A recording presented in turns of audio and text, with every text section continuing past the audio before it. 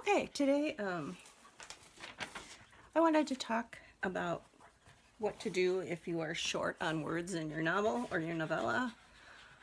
And because I typically, when I'm done writing, I'm a pantser and then I go back and fix it, and I always find that I'm pretty radically short of words. But today we're going to be cleaning up some fun dog stuff today. They get toys and they tear them up.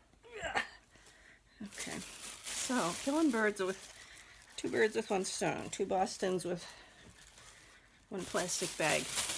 Okay, my name is Dixie. I'm a published author, and I just started vlogging. So what I do is I do a story grid, Tim Grall's story grid, and I make sure that I haven't missed any scenes. That usually gives me a couple scenes that I just, lightly dance through because I wasn't interested in them or whatever. But it shows you when you're really short of words in certain scenes. And I like to have each scene be around 1,600 to 2,000.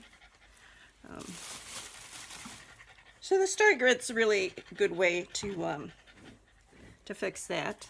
And then you can write in what you're missing. Shows you your plot holes and your low word count chapters. Then I also have an added section on my story grid of whether each scene is a scene or a sequel. And that is very helpful because it makes me aware of the flow of the story. And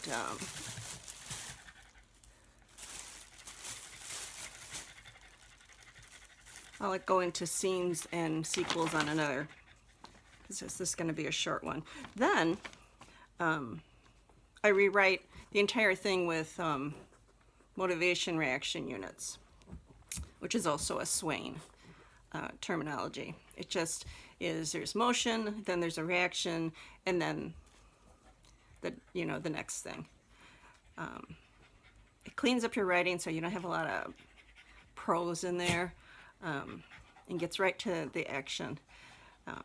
Then I'll go back and I'll add setting, because typically I give a short shrift to setting because I can see it in my mind, but I forget to put it down on paper. With Gingerbread Man, the next thing I did was I fleshed out my B character arcs. I have two characters, Gretchen and Cassandra, they weren't even named in the first draft, but they have plot points. They have pivotal things that they do. So I thought I would do a little character arc for each of them and add that in now that the main story bones are done. And that gave me quite a bit more words. And it turned out my characters, are very interesting, these little backstory guys. So I was able to add a lot of things. The next thing I consider is adding every sense, like smell, taste, feeling, sight. Stop fighting. Did I get 5 of them? And smell to each scene, because a lot of times I'll do certain ones and I'll skip others. And then the last thing, and I've just been doing this lately, is I'll have my beta readers brainstorm. Like they'll read it and they'll be like, this actually happened accidentally with Gingerbread Man. They're like, what if, this happened, or what if that happened? And I was able to get some good scenes out of that. There they go, fighting over the toys again. They bring them such joy, though. And anyway, those are the basic things I do. Kill that toy. To increase my word count to where it should be. And a lot of times, if it's not enough, I'll have it be a novella, 35,000 words. That's, it's not a far stretch at all. If it's a more complex story or I feel more passionately about it, I'll make it longer.